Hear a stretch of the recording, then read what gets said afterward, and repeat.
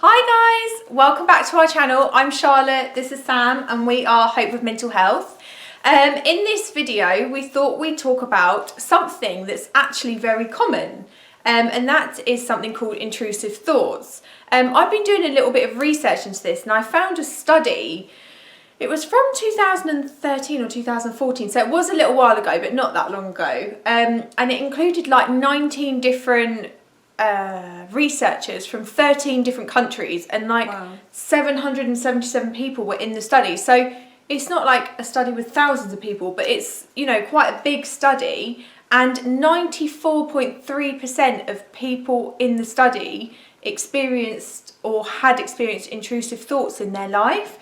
But intrusive thoughts included things like a fear of contamination, worries of their house being on fire, urges to hurt someone. So serious intrusive thoughts, not just sort of little ones here and there. So we just thought, let's talk about them. Yeah, I think no one does. I think there's always the standard ones, you know, where you're on the motorway and you want to open the door and jump out. And I do think... I don't know how standard that is, but okay. It's small for me. And do you not get that? I get a very specific one where I'm driving along a certain road. Not everyone's from this area, so they don't know, but it's just off the A3 and it goes over a bridge. And it's almost just like a metal, what's it called?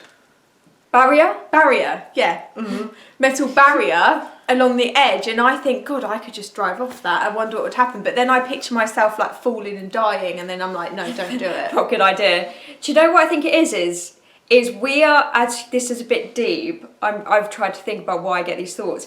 As humans, we're conditioned to do certain things. And there is that thing like, I could do this right now. I could just do it. Like I have the power to be able to. Yeah, but I can't do it. And maybe it's the because we can't do it that we want to do it a bit. I remember I was in ZZ and we were like going to toilet up at the top floor, and I just wanted to jump on the table below. Just starfish. And maybe it's because we can't do it. Maybe we have when we're put in a barrier, in a board barrier, in a box, we want to jump out a bit. Maybe that, I don't know, we might have someone who knows a bit more about this say a lot more reasonable reason why. Maybe it is the fact that we've got the power and we could easily just do whatever this action is, but you can't do it. Or you can, but but obviously you're thinking about the consequence of the action, which is obviously most of the time going to be bad. You know, like babies do things like that, and then they learn the consequences. Yes.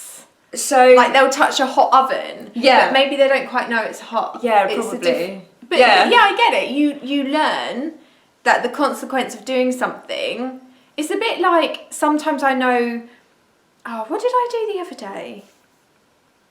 Oh, I did something and then I hurt myself, but I knew before I did it that I shouldn't have done it. I knew I was going to hurt myself. And then I was like, well, why did I just do it? Because I knew that was going to happen. But it was obviously a small thing on the scale of what we're talking about. But it's something where this is where it sort of turns into the OCD spectrum. Yeah. So we're kind of giggling about it, but obviously there is part of it where OCD can affect people on an everyday level. I've just realised the camera's a bit wonky. Sorry, guys. There we go. Where it can affect people on an everyday level, and that's where it's not just like an airy-fairy thought anymore. Yeah.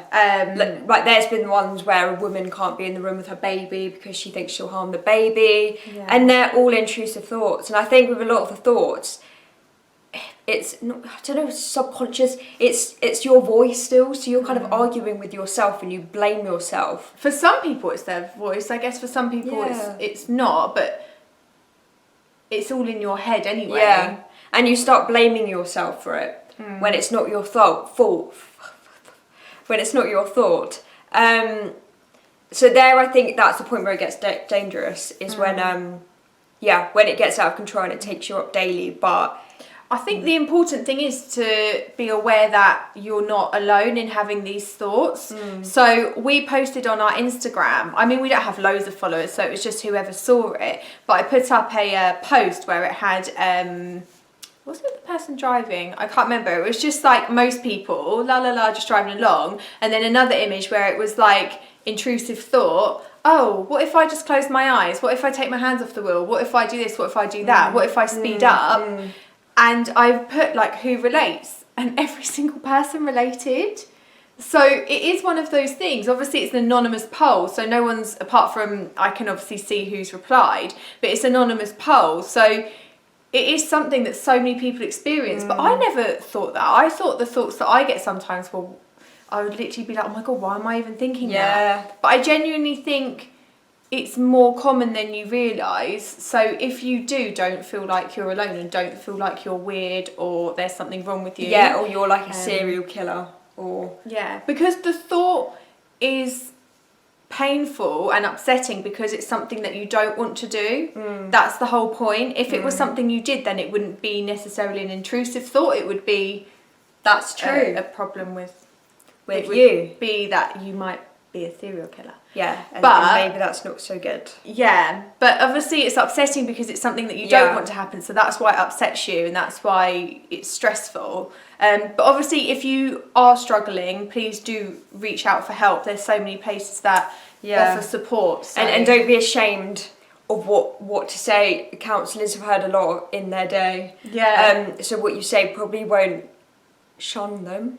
Yeah, I guess there are some thoughts that are scary, but even like me and Sam when we were younger, I remember our next door neighbours had babies, and we were young, we were maybe, I don't know, I want to say like 7, and we were like holding them, and we had thoughts like, what if I bounce the baby, or what if I throw it in the fireplace? Yeah, or throw it out the window, or just like drop it, like what would happen? But that was just, I think most people get thoughts like that, So yeah, don't be ashamed. Same, we get those thoughts too. So yeah, a lot worse than that. So don't be ashamed. And yeah, reach out if you do need help. But it's really not uncommon. It's more common than we think. I think we're just conditioned to think a certain way.